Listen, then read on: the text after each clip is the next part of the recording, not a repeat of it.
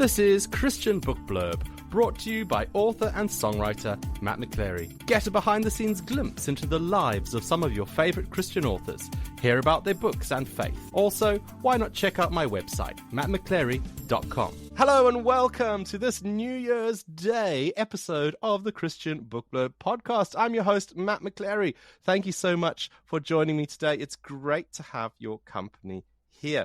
Now, on today's show, I'm going to be meeting another amazing Christian author and learning all about their books, their lives, and their faith, just to help you grow in your discipleship one book at a time.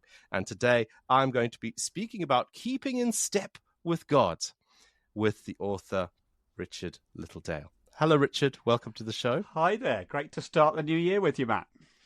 Yes, Happy New Year. Do you find that they come quicker and quicker each year, or is that just me? No, I think that's a universal thing. Time speeds up as we slow down, I think. In my 60s now and finding that more and more. Well, thanks for joining us. You have written and just released a great new book called In Step with God, 101 Devotional Walks through the Bible. And when I saw it, I thought it would make a perfect companion as we started the new year. So why the theme of walking? What was the inspiration behind it? Okay, well, there's three different things, really. And the first and simplest is simply that my life has changed a lot. 2 years ago, I retired from a lifetime of pastoral ministry. And so the pace of my life has changed a lot. I'm now living on the coast of North Wales and I walk a lot. So that was part of it. There's also the sense that the Bible is a really complicated landscape. It's got hills and valleys and dark forests and narrow alleyways, and it's really easy, Matt, to get lost in there. Really easy to get lost in there. Or the alternative is that we kind of fly over the top and only see the landmarks that are visible from the air. So I wanted to write a book that would get us down to ground level and move at walking pace through the pages of Scripture. And the other thing is, particularly in the last of my pastorates, I found that the vast majority of my meetings with people were walking meetings. And by that I mean that rather than sitting down either side of a table or in my office, I would arrange to meet with people and to walk and talk together. And I found that the conversation flowed so much better when doing so. And I know that I do my best praying when I'm walking. There's something about the rhythm of it and the time you give to it that allows you to talk with God. And I'd love to think that some people listening to this will say, right, it's the first day of the year with my first footstep. I'm going to step out with God. So there's the kind of background to it for you. That's great. And in the introductory pages of your book, you talk about the importance of choosing the right footwear for a walk. And then you talk about all the different kinds of walking, like treading softly and treading hopefully and so on. How might this walking metaphor also fit for us now as we are embarking on a journey through the new year together? Well, as you say, I talked there about various different ways of walking, but I would pick out just two of them. And the first of them is one that you've mentioned, walking hopefully. There's a whole year stretching out ahead of us, 365 days. How many opportunities are there in those days, I wonder? So to embark on this walk, hopefully, and say, I am fully expecting to encounter God along the way. Isn't that a brilliant way to start the year? And also that sense of walking companionably. I'll be honest, I love walking on my own with my dog. I find it to be a very restful time of day. I find it to be a very prayerful time of day. But I also thank God from the bottom of my heart for the people who have walked this Christian journey with me. From the moment when I became a Christian in my mid-teens to now in my early 60s, I thank God for the people, old and young, who've walked alongside me. So starting on this 2025 walk, do it hopefully, fully expecting to find God round every corner, and do it companionably, thanking God for the people who are prepared to walk alongside you. Now, your book has 101 walks in the Bible that you explore. Wow. I'm sure there are many more when we look at the whole of Scripture.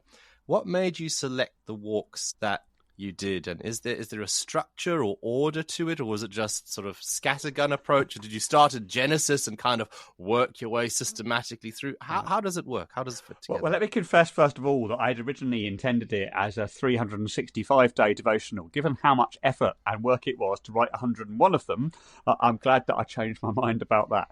Also, it would have been the size of the Encyclopedia Britannica, I think. Do you know, there wasn't any order to it as I was writing it. It's very important to me that I can write by instinct. You know, I'd handed this project over to God. I've got this lovely location where I sit and write overlooking the coast. And I simply wanted to write as they occurred to me. So I did that, and I wrote all the walks, and then I kind of road tested it with 2 or 3 people and said, well, how should I organise them? And the feeling was overall it would be best to organise them in biblical order. Now, this will make you laugh because, I write on the computer, but I find it really hard to reorganise things on there. So I laid up with 101 pieces of paper with the name of each walk on them, reorganising them on my kitchen floor. And after I'd done that, I then changed the document in order to fit. And I have to confess, Matt, I like to think I'm quite good with words, but I'm absolutely rubbish with numbers. So when I finished this, I checked it, and I double-checked it, and I triple-checked it, and I had written 105 of the blooming things. So I've actually had to lose some, or maybe we could say I'm keeping them for volume 2. But so that's kind of how it came about. So it's very important to me that I wrote by instinct rather than by rote, but afterwards I then organised it, so that for those who are working their way through it, they can do so in a way that kind of falls in line with the warp and weft of Scripture. And this is a really unusual thing for an author to say. Really hope that everybody who reads this book keeps putting it down.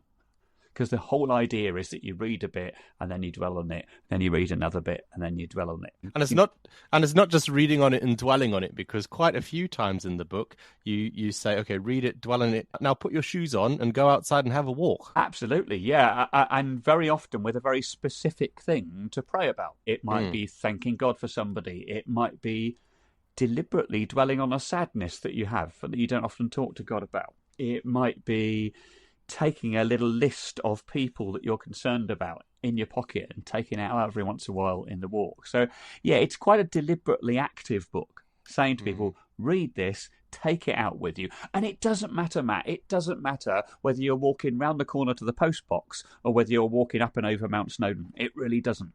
It's about that combination of motion and prayer. That's what really matters to me. And it's been really interesting to get some feedback already from people who are using the book. I've got a friend who's a school teacher in Texas, and she sends me a photo each day, and because of the time difference, it's her morning and my afternoon, and she's sitting there at her desk in the classroom waiting for her students to turn up, and she'll say, oh, I'm on walk number 10 or 12 or whatever. And there's also a lot of people in my church who are starting to read it, and so I get these little messages saying, oh, I'm on walk 10 or I'm on walk 13. It's lovely because there's a sense that we're kind of doing it together. Yeah. And just when you were talking about your friend kind of reading it at her classroom desk, waiting for the children to arrive, it is a kind of book that it's a quick little stab, isn't it? It's not vast tomes of pages and pages of, why don't we think about this thought today? And there's loads and loads of stuff to sort of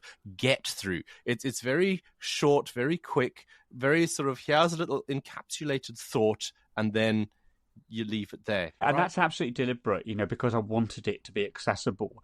And, one of the, well, it's not quite a review, one of the responses that I've had that thrills me the most is a young mum with 2 exceptionally lively boys who said to me, I like this book because I can cope with it, because I can read it without falling asleep. Because she's so tired when she gets around to reading it. And actually, those accessible little chapters are just what she needs.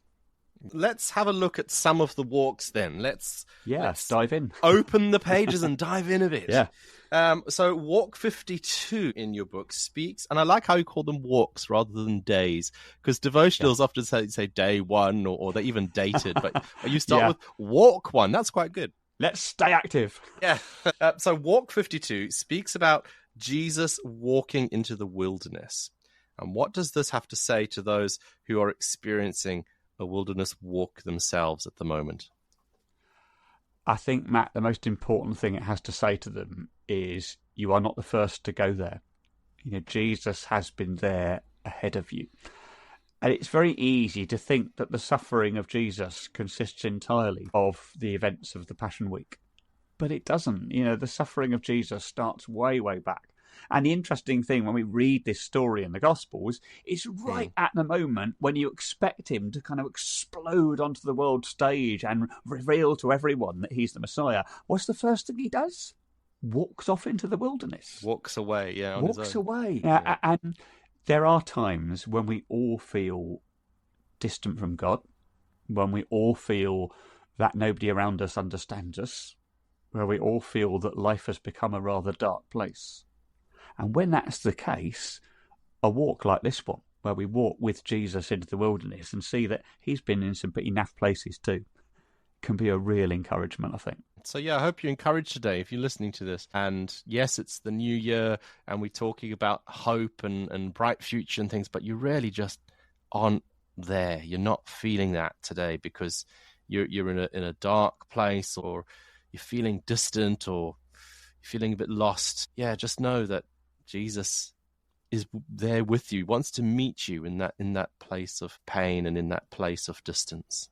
Yeah, and I think also New Year can often be a time of heaviness. If you are anticipating difficult things in the year ahead, then whilst everybody else is partying, you feel, yes, but what if? And so it's good to encounter that Jesus in those moments. Walk 42 looks at Ecclesiastes, one of those interesting books of the Bible. I don't know if many people read it, or they know a certain bit of it really well, and then the rest of it is kind of, we don't go there. But Ecclesiastes chapter 4, verse 10, which says, if either of them falls down, one can help the other up. And your reflection looks at sort of living the Christian life together, coming back to that whole idea of companionability that we spoke about a bit earlier on. So why is it so important that we walk the Christian life together with others rather than seeing it as a sort of a solo mission? If you look at the story of the Bible, we start as companionable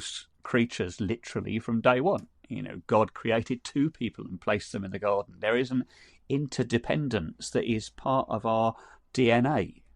But I think also we become more truly ourselves in our encounter with other people. Actually, whether that's for good or bad, whether they annoy the life out of you or whether they build you up, in those encounters of both kinds, you become more truly the person that you were meant to be. I think those of us who are part of Christian communities, be they great or small, we'll recognise that. We'll recognise that those times when we kind of rub shoulders with other Christians, some of whom we agree with and some of whom we absolutely do not, it's in that whole process that we end up being shaped into the likeness of Christ. At these moments, I love to go back to the idea that Jesus was a carpenter, and a carpenter will not put down a piece of wood until he's happy with it. And he'll cut it, and he'll plane it, and he'll sand it, and he'll shave bits off it until it is exactly the shape that it needs to be. And I know God's busy doing that with me. I know he's busy making me into a version of me that, he thinks looks a bit more like Jesus. And there's one heck of a long way to go.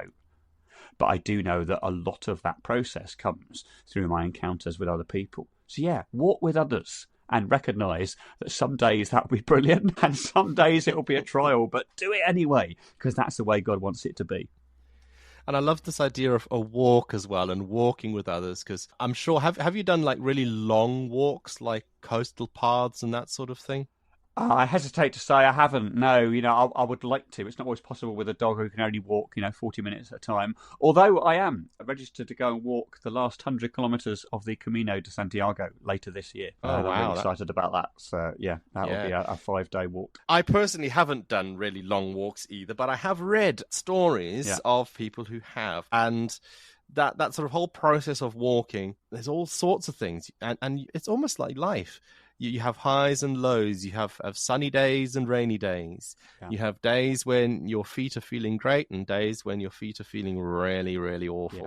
Just walking, and as you were saying, walking with others, we walk together through the highs and the lows. And sometimes that walk we find really difficult, but sometimes that walk we can find really helpful. And we can also maybe be helping others on the walk as well as we walk with them. Often without knowing it. Yeah, we're not aware of the degree to which we're helping them. Yeah, absolutely. Yeah.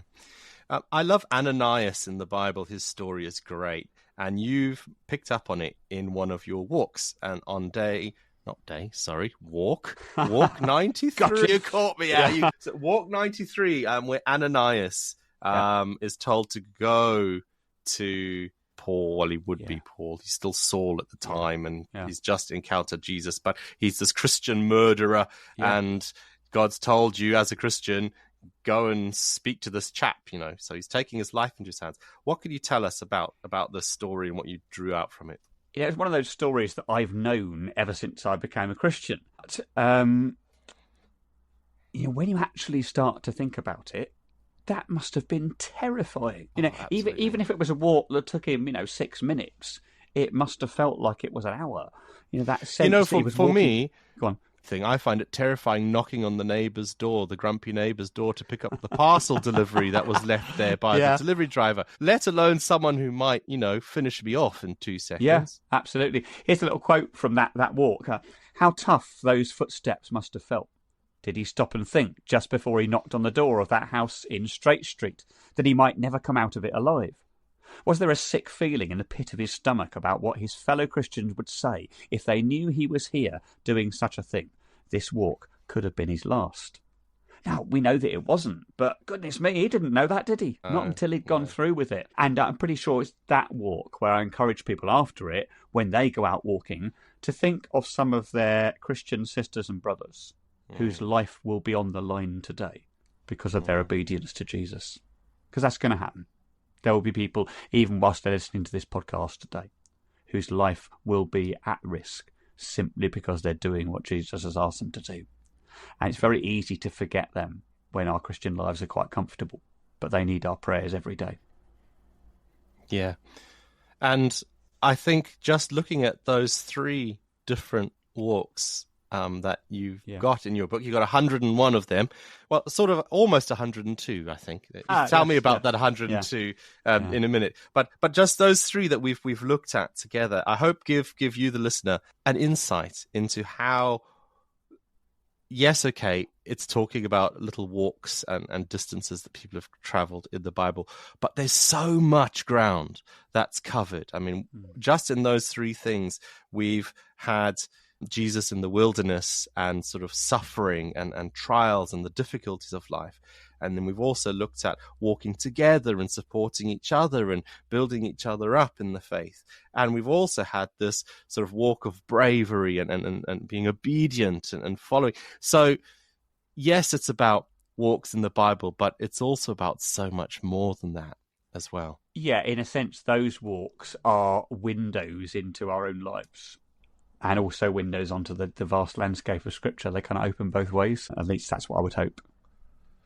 Yeah, so in your book, 101 devotional walks through the Bible, why is there walk 102? Because that's up to the reader to find it. I think you mentioned it earlier on, there are far more than 101 walks in the Bible. There are hundreds of them. And what I wanted to do was to say to people, look, if you've enjoyed this exercise, then don't stop. As you close the last pages of the book, don't stop. Find some others of your own. Because I hope people will actually start to do that. And if they've found this a helpful way to progress through the Bible's pages, i.e. walking alongside people, then I hope they'll do some more of it and it will become a kind of devotional technique for them, if you like. So if you wanted to get a sort of kickstart your devotional reading this year, why don't you check out Richard Littledale's new book, In Step with God, 101 Devotional Walks Through the Bible. Now, out of your 101 walks you've written about, Richard, which spoke to you the most when writing it? I'll be honest with you, it was the last one, walk number 101. It talks about a picture in Isaiah where at the end of days, everybody's coming home. They're coming home hand in hand, the old are carrying the young. It's a very beautiful picture. And again, if you'll forgive me, I'm just going to pick up a little bit of the text from there. We all have people with whom we have walked, but who walk with us no longer. We miss their conversation and their easy presence. We miss the unmistakable sound of their footsteps as they fall beside us, and in some cases the feel of their hand in ours. We miss their comments on the sights of the journey or their encouragements to complete it. In short, we miss them. The remainder of this journey is made more bearable by the prospect that we shall pick up that journey again one day when the time is right. When we do so, the landscape will be different, but so will the journey. Rucksacks will be unnecessary, since there will be nothing to carry, and the prospect of getting lost will be irrelevant, since all will be found. Really, really beautiful, and a great way to finish the book. If someone is new to walking with Jesus and they're listening to this podcast, what advice would you give them for their new journey ahead? I suppose in some ways I come back to what we were saying earlier on. I would say walk hopefully. Walk on this journey fully expecting God to take you by surprise. That would be one thing.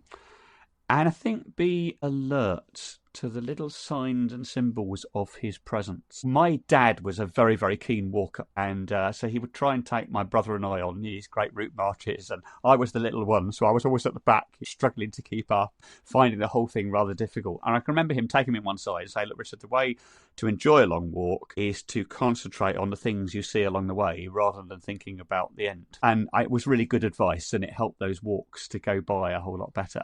And I suppose I would pass those on to the new Christians that you've described. Don't worry too much about how long this walk is. Worry about what you're seeing along the way and keep alert for it. That's really good.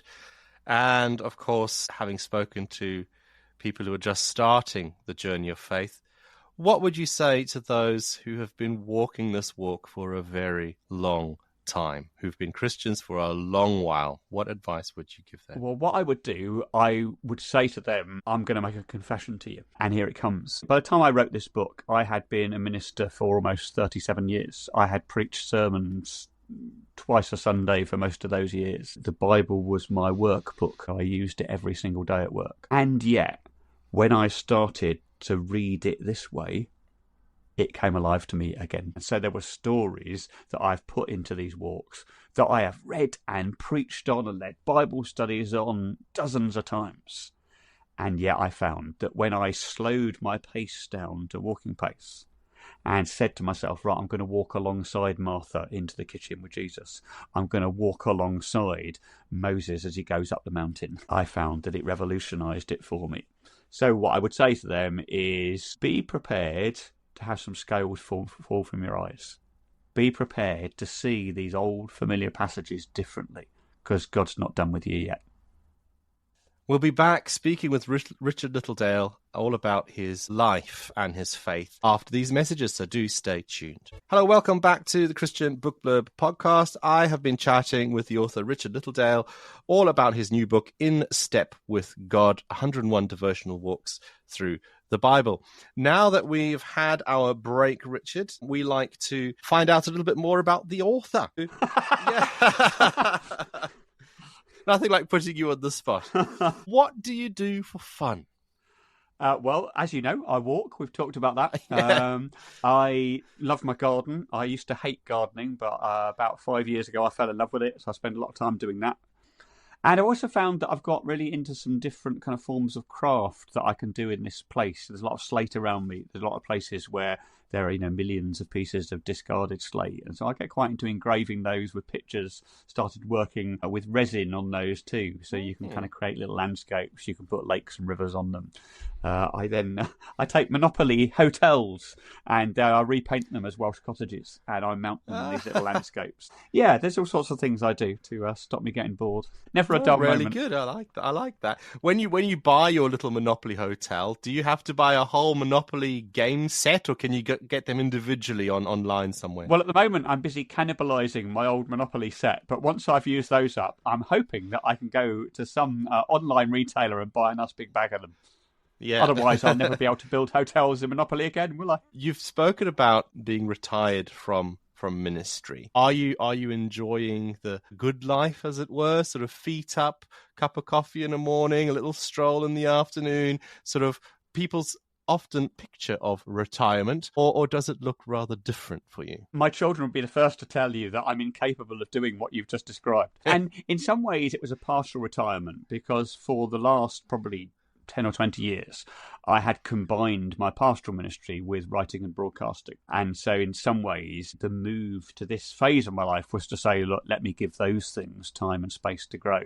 So I'm doing a lot more of both of those things. I'm also mentoring somebody who is training for Baptist ministry, which is an enormous privilege, and I absolutely love it. It's very interesting, though, because I had a picture of this part of my life where I was going to be busy speaking at conferences and preaching at churches, and that hasn't happened. It wasn't the plan that God had for me. The plan he had for me was to invest in people, and in this young man in particular. And I'm thrilled about that, absolutely thrilled. I don't mind it's not the way I had envisaged it. If it's the way God envisaged it, that's fine by me. Do you have any favourite things to eat, or maybe even places to eat? Goodness me. Well, I mean, I could probably live on pasta. I think I might be secretly Italian. I never met a pasta meal I didn't like. So, yeah, I do love that. And then in terms of places to eat, there's a little coffee shop near me that I got to know when I was first house hunting, actually. And it's just a lovely place. It's a lovely place of community. And in fact, they've ended up helping me with my next writing project, which we'll maybe talk about in a minute. But it's been lovely to collaborate with them as a place that it's not a Christian place, but they know that I'm a Christian and I'm writing what they might deem to be a religious book. But they've been more than happy to collaborate with me, and I love that. I mean, I love the food and drink there, but actually, what I love more is this place that is a place of connection and community. Well, I think let's not hold our listeners in suspense for any longer. Tell us more about this collaboration with your coffee shop and this book and everything else. Any That's excuse really to go and have coffee and cake, you know. Do you get it for free or do you still pay? No, sadly, I still pay. So my book After Next, and again, I won't talk about the next one in a minute, but the book After Next, which I'm in the process of writing at the moment, is all about friendship. And so I went to the owner of the cafe. I said, look, what I would like to do is to put some little cards out on your table. On the one side, it explains all about the book I'm writing. It has a QR code, which takes people to an online portal. And on the other side, it has, to me, a friend is ... And they can either go to the online portal or they can fill it on the card. And I've had over 50 of those filled out in this coffee shop. Wow. And one of the reasons that that's happened is that they didn't just leave them on tables, they had them at the till. So when they welcomed people and showed them a table, they said, oh, would you mind filling this out for a friend of ours who's writing a book? And I had so much rich material from that, you know, and some of them are in brown crayon and some of them have got coffee stains on and some of them are a bit crumpled up and some of them people have written so much that it's squeezed in round the edges. But what a great opportunity for a Christian author to hear from those who are not part of the household of faith, but who really have something to say about friendship. And I'm hoping that a lot of their quotes will form the chapter heads for the chapters in this book. And then my hope would be that I can produce the entire collection of them as an appendix so that people can see them for themselves. Because it proves that this has touched on a raw nerve. You know, that this is something that really, really matters to people. Well, it really does. And I don't know, you might be aware that this theme of friendship is one that other Christian authors and things are tackling as well. You might be aware of Sheridan Voysey and Phil Knox. Right. Yeah, I've read Phil Knox's book. I haven't seen Sheridan's. Yeah, well, he's doing it in a slightly different way. So Phil Knox has done a book on friendship and has kind of worked with Sheridan, and he's developed something called the Friendship Lab, which is like an online website-y type thing. Yeah. And it's all very interesting how friendship is really important, but how God's speaking to different Christians in different ways to approach the same topic, really. It's very interesting. And for me, there were two drivers for it. You know, the first was I am in this very different chapter of my life. You know, I'm here as a single man now. I don't live near any of my family. It's a new place entirely, so friends have become more important in that landscape than they've ever been before. But also, one of the things that retirement gave me time to do was to revisit the beloved Bonhoeffer of my youth. And I had forgotten that literally a few months before he died, he started to write a theology of friendship and never finished it. So I wanted to kind of pick up that baton, really, and run with it. Good. And what was your other book? You said you've got one that you've already written, I believe, and it's kind of in the publishing process at the moment. It's such a slow process, isn't it? Those wheels turn really slowly. Yeah, so tell us about that. In the autumn of this year, and it's called What Happened Next? And it takes 52 Bible stories and asks that question, but what happened after that? So, for instance, you take the feeding of the 5,000, where we're told that 12 basketfuls were left over. Well, who got them? And what did they say when they were handed them? And what did they think about it? And did they have a lovely meal? Or did they have it all together? Or the ripping of the temple curtain? Who mended it? How did they feel about it? What did they think? So it was such fun to write.